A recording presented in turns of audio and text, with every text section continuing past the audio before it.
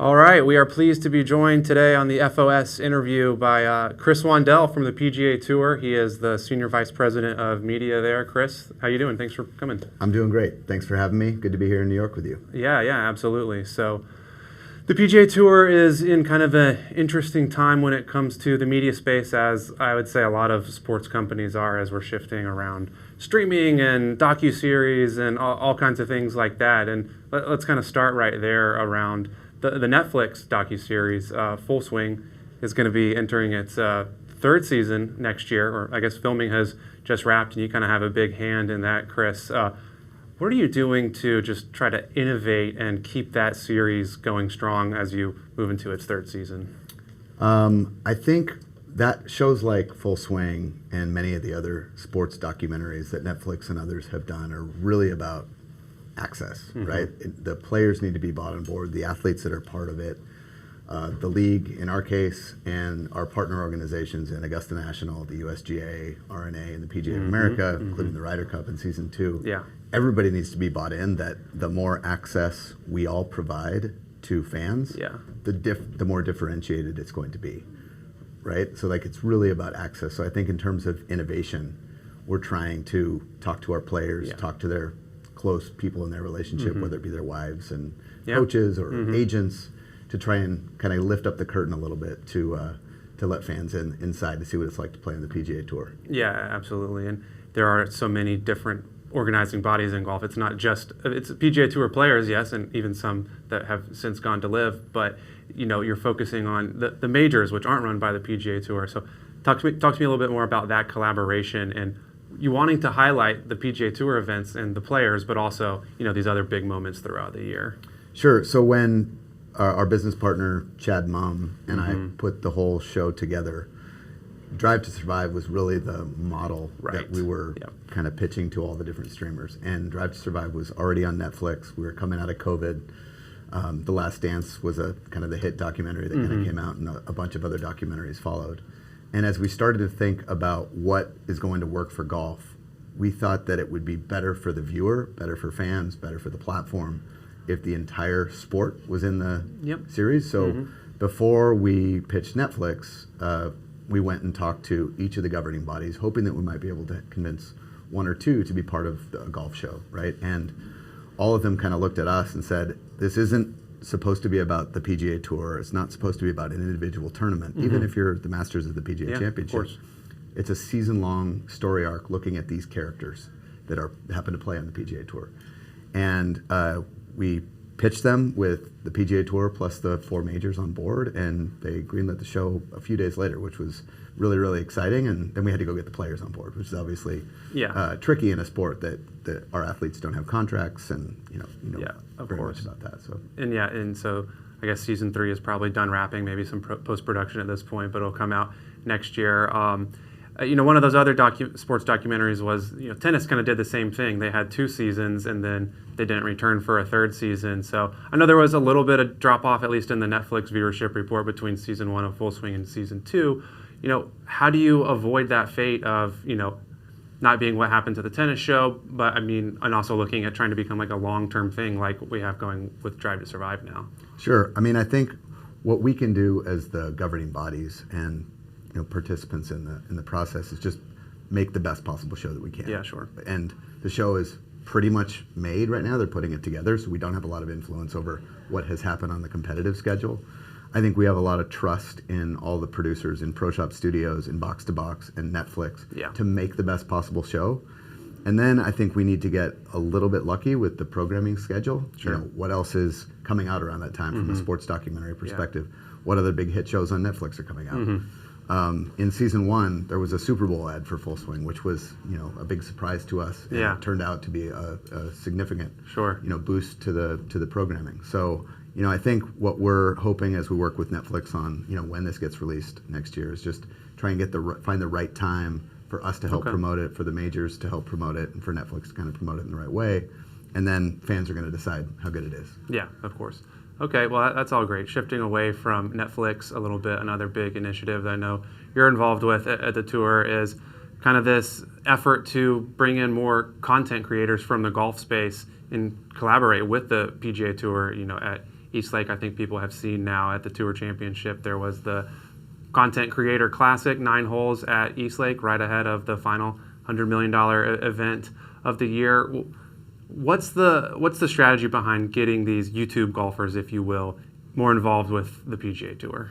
So there is the development of a strategy right now. This is a fairly new phenomenon to kind of watch these personalities evolve and flourish on YouTube. Really since COVID, that's kind of happened in the sport without any of our participation or support. And I think what we're looking at, those different audiences saying, these are current PGA Tour fans in some cases, in some cases they never watched the PGA Tour. Yeah. So we're looking at this huge audience of golf fans who happen to fall in love with the sport or engage deeper with the sport because they started to follow Micah Morris or Mac Boucher or Good or Gabby Golf Girl or Paige or whoever it might be. And again, that's independent of any support from the PGA Tour. So our thesis in working with Pro Shop and the Creator Classic was to say, what if we gave these creators a platform like a PGA Tour golf course less than 24 hours before a huge event's going to be played? Like, how would they behave? So as we started thinking about the strategy behind that specific event, and it was a test event, we had no intentions of doing anything else past that. We wanted to see, would it work for the creators? Are they going to have fun and enjoy it? Because their whole strategy is to be authentic to their fans. Is it going to resonate with fans? And are those fans going to be fans that are already watching the PGA Tour? Or are they going to be new fans? Yeah. And then is it going to resonate with sponsors? And are sponsors going to be interested in putting their name attached to it? Are they going to want to do more of these type of things? And I think we checked the box yes on all three. And it was, we thought, a tremendous success in a very short period of time. It was the PGA Tour and Pro Shop pulling these 16 creators together to play 9 holes, 8 holes, and then a sudden death playoff on the night before our season-ending Tour Championship. So it was, we learned a ton. We didn't do everything perfectly, but it was a great event for a test event. Yeah, and I just think about some of either my friends or people I know that are huge consumers of golf content on YouTube, on Instagram, social media, etc. And they might not even be able to list the 4 major champions from this past year, much less several winners on the regular PGA Tour event, if you will. Is the goal simply just to make those people into PGA Tour viewers, or what's the goal with trying to reach that audience? It's a number of different things. I think that we recognize that these audiences are absolutely different. Yeah. Consumers, men or women, old or young, that are watching a lot of golf on YouTube have probably a higher likelihood of not having cable or broadcast television, which is obviously a big problem for us because all of our best content is on cable and broadcast, and that's a huge platform for us. Yeah. With some streaming elements. With some streaming elements in ESPN+. But we wanted to make sure that we are reaching this audience with the PGA Tour is here talking to you. We want to reach fans wherever they're consuming content, whether that's YouTube, Instagram, TikTok, broadcast, ESPN+, whatever it might be, fans all over the world. So I think our goal with the creators was to tap into their audiences to help blend the two. We're probably introducing each other's fans to each other.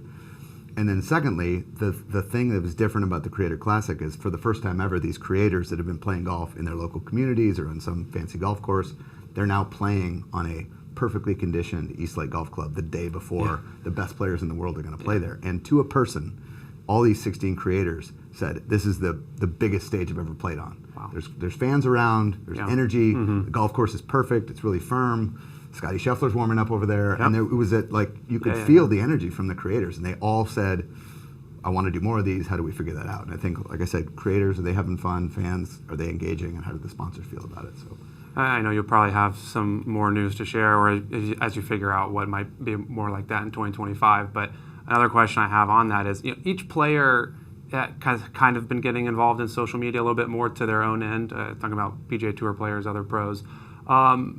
Are you doing anything to encourage them to not necessarily make every player start a YouTube channel, but are you doing anything to encourage them to get more involved in that space, or are you kind of letting them do whatever they want to do? Well, letting them do whatever they want to do, except we are heavily encouraging them at the board level and through our player relations team to say, you player X, your audience could be significantly bigger the more you put yourself out there. And I think these players are their own businesses. They all have their own sponsor deals, their own time off the golf course to make their own money. They're independent contractors.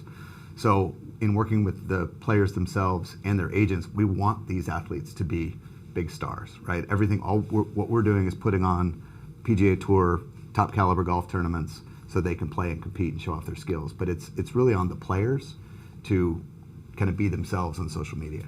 And not everybody has the same type of personality. Sure. They don't have the same type of kind of desire to go and put themselves out there. But for players like Max Homa or Minwoo Lee, people that have really kind of pushed themselves forward, they have grown and they have seen their fans kind of grow through activities on social. Joel Damon's another good example. Yeah. You know, his profile significantly increased because of social media, because of Full Swing, and people now watch him because he's got a great personality and great caddy and great story, and they're pulling for him. And that's how, you know, we don't on the PGA Tour, there's no teams, right? It's not like a local, you know, Boston Red Sox or Seattle Mariners. It is, you become a fan of the player.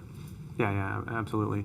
If we kind of pull the lens even farther back media-wise, I know next year the PGA Tour has announced that they're going to be creating a world feed that is really going to help your broadcast partners, U.S., international, everywhere. I believe it's starting around the Players' Championship. Yep. What, for just the casual fan or person interested in kind of the business behind golf, what is that really going to mean, and how is that going to change how they might be viewing? Sure. The world feed is a significant development in our media business. If you go way back to the beginning of putting the PGA Tour on television, we've always taken a U.S.-focused product, whether that's produced by CBS or NBC, and sent it out to countries all over the world. Yeah. And in many ways, it works because you can put different graphics on it, you can put a different announcer on it, but you're still working with predominantly CBS or NBC graphics. You're listening to that talent, and it's not quite as it's suboptimal to have that content distributed in Japan or Korea or the UK. What we're doing with the World Feed, which launches in Q1 next year, is to take that product and produce it specifically for audiences outside of the US.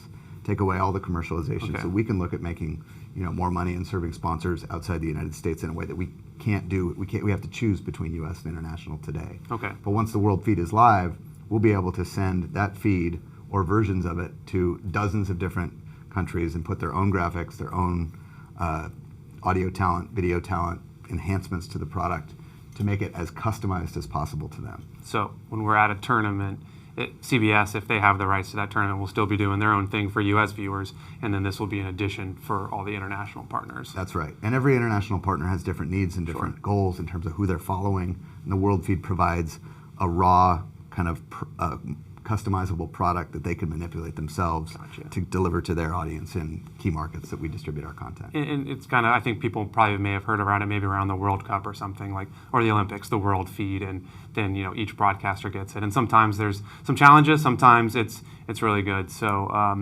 I guess as we wrap up here, Chris, when you look at golf media, the whole space as we're kind of evolving, what's the biggest challenge or the thing keeping you up at night as you're trying to figure out how to get the PGA Tour, its media strategy, in the best place possible?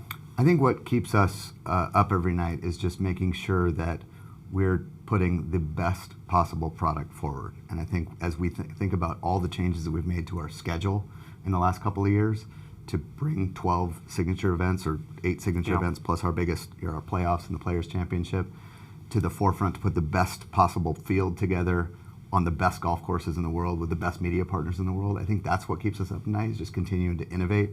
We've taken several steps, such as you've seen the the drones with the live shot tracing. That was a significant development that we've advanced this past year with our partners CBS and NBC. It's really serving the fan is the goal. And the bigger our audience is, the more eyeballs that are on it, the bigger our stars become, the more, you know, our current partners can go and distribute that content, you know, and it's a virtuous circle for everybody. So we're really excited about that, and I think the future is very bright for golf. Yeah, I hear you. Well, golf season, it will be here before we know it, come 2025. So, Chris, thanks so much for joining us today. Absolutely. Thanks, David. Of course. Appreciate it.